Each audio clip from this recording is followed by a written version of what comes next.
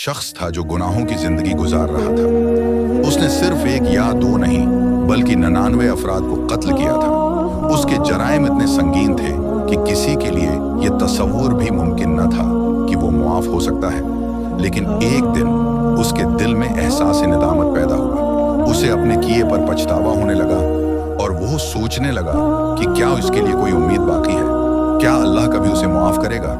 वो एक ऐसे शख्स के पास गया जो अपने ज़हद व तकव्वी के लिए मशहूर था, यानी एक राहिब। उसने राहब से कहा, मैंने 99 अफराद को कत्ल किया है, क्या मेरे लिए माफ़ी की कोई गुंजाइश है?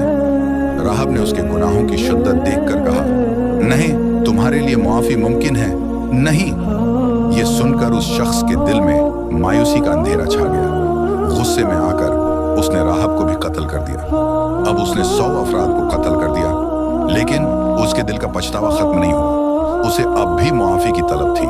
उसने फैसला किया कि वो एक आलमी दीन से रुजुआ करेगा जो अल्लाह की रहमत को बेहतर समझते थे। उसने आलमी दीन से पूछा, मैंने 100 अफराद को कत्ल किया है, क्या मेरे लिए माफ़ी मुमकिन है? आलम ने जवाब दिया, हाँ, अल्लाह की रहमत और माफ़ी के दरमियान कोई भी रुकावट है नहीं, लेकिन तुम्हें अपनी ज़िंदगी बदलनी होगी। तुम्हें इस जगह से हिजरत करनी होगी जहाँ गुनाह आम है, और ऐसी सरजमीन पर जाना होगा जहाँ लोग अल्लाह की इबादत करते हैं। वहाँ जाकर एक नई ज़िंदगी शुरू करो और अपने गुनाहों की तरफ लौटना मत। उम्मीद की करण लेकर इस शख्स ने रास्ता लिया और एक नेक ज़मीन की तरफ चल पड़ा। वो कई दिनों तक चलता रहा, अपने गुनाहों के माहौल को पीछे छोड़ते हुए एक नई जिंदगी की तलाश में। लेकिन वो अपनी मंजिल पर पहुंचने से पहले ही दुनिया से रुखसत हो गया। वो रास्ते में गिर पड़ा और उसकी जान निकल गई।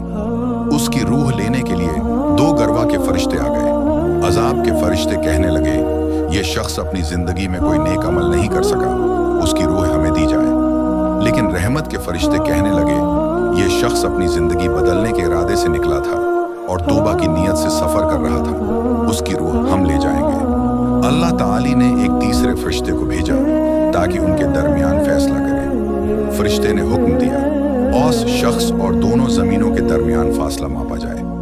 अगर ये नेक जमीन के करीब है तो उसकी रूह रहमत के फरिश्ते ले जाएंगे, और अगर ये गुनाह की जमीन के करीब है तो अजाब के फरिश्ते इस पर हक रखते हैं। अपनी बेपाया रहमत के जरिए अल्लाह ताली ने जमीन को हुक्म दिया कि नेक जमीन का फासला कम कर दे। इस तरह वो शख्स नेक जमीन के करीब पाया गया।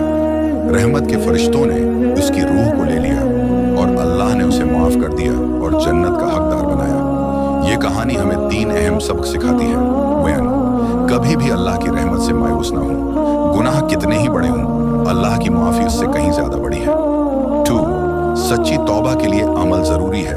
अपनी बुरी आदत और माहौल को छोड़कर एक नेक जिंदगी की तरफ कदम बढ़ाना। हमेशा ऐसे अहले इल्म से रहनुमाई हासिल करें जो अल्लाह की रहमत और माफी को समझते हों, न कि ऐसे लोग जो मायूसी फैलाएं। अल्लाह ताली कुरान में फरमाते हैं, ए मेरे वो बंदो जिन्होंने अपनी जानों पर ज्यादती की है, अल्लाह की रहमत से मायूस न हो। बेशक अल्लाह तमाम गुनाहों को माफ कर देता है। यकीनन वही है बख्शने वाला, निहायत रहम करने वाला है। सूरह ज़मर 23। ये कहानी हमें याद दिलाती है कि अल्लाह की तरफ पलटने के लिए कभी देर नहीं होती। चाहे आपने कुछ भी किया हो, अल्लाह हमेशा माफ करने को तैयार है। अगर ये कहानी आपके लिए मुतासिर कुन है तो अपनी जिंदगी पर गौर करें और दूसरों को भी ये सबक सुनाएं। अल्लाह की रहमत के बारे में बताएं और लोगों को उम्मीद दिलाएं।